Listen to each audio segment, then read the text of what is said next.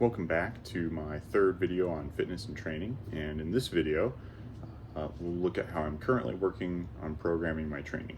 If you want to see how I got to this point, check out my previous videos linked below.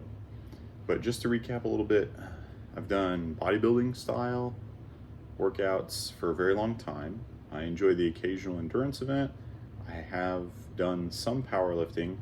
I started to get interested in jiu-jitsu and boxing.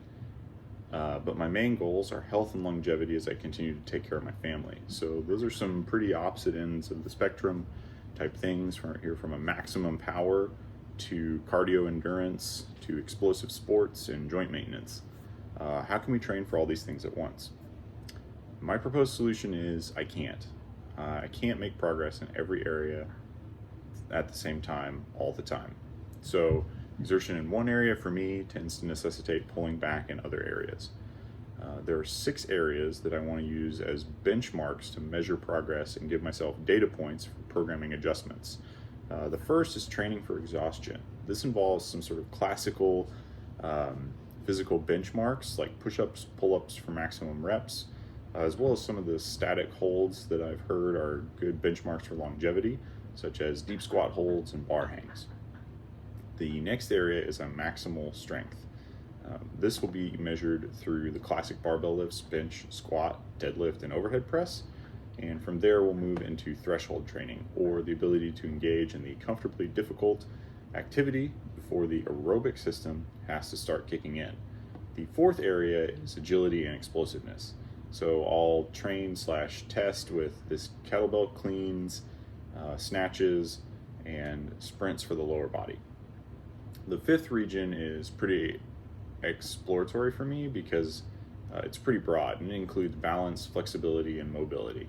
So I'm thinking this is a bunch of stuff, like handstands, single foot stands, some of the animal movement type stuff, crawling, climbing stuff. The final area is sports movement, and currently I am thinking this is like combat sports. So jiu-jitsu movements and submissions, as well as boxing, kickboxing combinations, that kind of stuff. So I've settled on this idea called block programming. For my research, block programming is usually accomplished in 2 main phases: a general preparation phase, also known as GPP, and a sport or specific preparation phase, so it would be SPP. Then some of the other smaller, more focused blocks for competition and transitioning off of competition and back to other training blocks. From what I've seen, the basic structure is kind of like a pyramid. So the general preparation phase is the bottom, and it contains the broadest range of movements, exercises, a moderate level of volume, and lowest intensity. As you progress up the pyramid, your movements get more specific to the sport you're participating in or preparing for. You cut out some of the less relevant stuff, and you turn up the intensity and lower the volume a bit. When you are in the pre-competition and competition phases, you're sort of at the top of the pyramid, and basically you're only doing your sports stuff at a very high intensity level. So for me, being interested in so many different things, my training is going to only have 4 different blocks, 1 general block and 3 different SPP blocks. The macro plan is to rotate 1 to 2 months on GPP, then 1 to 2 months on an SPP block, and then back to GPP before rotating into another SPP block. I find that a month is a good amount of time for me to focus, and my GPP block will be a good place for me to learn new movements. Make sure I'm not missing too much of any one thing between SPP blocks, keep things fresh and fun. One of my SPP blocks will be doing sport-specific movements. This could be considered a competition phase, even though I don't plan on competing. Many of my friends do, and I'd like to be in good condition for them to train against. This allows me to more easily transition into a competition phase for that sport if that's what I want to do. But also helps me achieve one of my goals, which is being a good training partner. So this will mainly involve cutting back on weight training and low intensity steady state training for more metabolic conditioning. work in high intensity interval training, as well as trying to get more sparring, shadow boxing, shadow grappling in to emphasize the type of movements that will these sport-specific movements. My second SPP block will focus on strength training, so this will cut back on some of the more functional and sports type movements, and we'll focus on my 1 rep max in the bench press, squat, deadlift, and overhead press. Most of this doesn't mean I'm quit doing those things, but I might reduce or shift my focus. My third SPP block is the one I'm most excited to reintroduce, and that is hypertrophy. So I haven't really been focused on mass building in a while, and I'm really excited to start working this back into my programming. I'm getting older, so I don't really expect to see huge increases in gains in muscle, but I really enjoy this type of training, so I'm excited to get back into it. That's the current plan I've been trying to implement for the past year or so. This has given me a chance to experiment with the formula and get some results that I think are pretty interesting. The first thing that I've had is more injuries. I'm in my 30s now, so it's hard to keep up a really high level of training for 2 months. So I changed from doing 2-month blocks to 1-month blocks. I was also reminded of my early days with the 5x5, and that's for me. I need to squat, bench, overhead press, and deadlift twice a week at a minimum if I want to make progress. Doing things once a week I can maintain, but I'm not going to grow very much.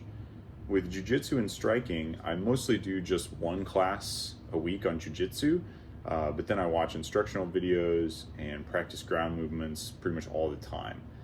With boxing and kickboxing, I'm mostly doing like 3 to 5 minute rounds on the heavy bag, or 5 to 10 minute rounds of lower intensity shadow boxing. So that's what I've been doing, taking some time off for injuries and having another child, not to mention stressful periods at work.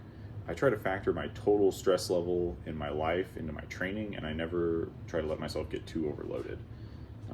I want to be in a good health as I age, and to me that means considering a lot of factors.